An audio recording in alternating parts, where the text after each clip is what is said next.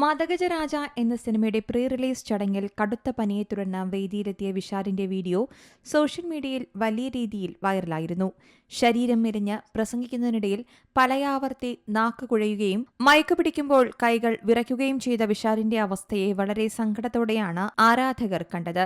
ഇപ്പോഴിതാ ഈ വീഡിയോ തനിക്ക് നല്ലത് മാത്രമാണുണ്ടാക്കിയതെന്നാണ് വിശാൽ പറയുന്നത്. ഒരു പനി വന്നപ്പോൾ ആരൊക്കെയാണ് നമ്മളെ ശരിക്കും സ്നേഹിക്കുന്നതെന്ന് മനസ്സിലാക്കാൻ സാധിച്ചുവെന്നും വിശാൽ പറയുന്നു. ഒരു വൈറൽ ഫീവർ കാരണം താൻ വൈറലായെന്നും ഇനിയുള്ള പരിപാടികൾ വിറച്ചാണ് തുടങ്ങാൻ പോകുന്നതെന്നും എന്നാൽ മാത്രമേ വൈറലാവുകയുള്ളൂ എന്നും വിശാൽ തമാശയായി പറഞ്ഞു. ഒരു അഭിമുഖത്തിലായിരുന്നു നടന്റെ പ്രതികരണം. ഒരു വൈറൽ ഫീവർ കാരണം വൈറലായ നടനാണ് ഞാൻ. ആ വീഡിയോ കാരണം എനിക്ക് നല്ലത് മാത്രമാണുണ്ടായത്.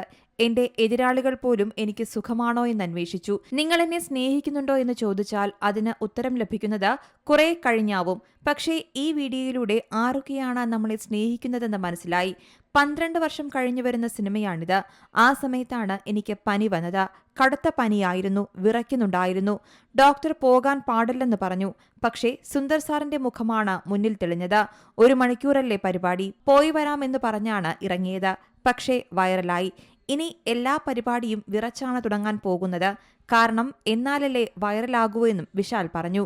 News desk Zee Malayalam news. പുതിയ വാർത്തകളും വിശേഷങ്ങളും ഇനി വിരൽ തുമ്പിൽ. എല്ലാ ഡിജിറ്റൽ പ്ലാറ്റ്ഫോമുകളിലും ഇപ്പോൾ സീ മലയാളം ന്യൂസ് ലഭ്യം.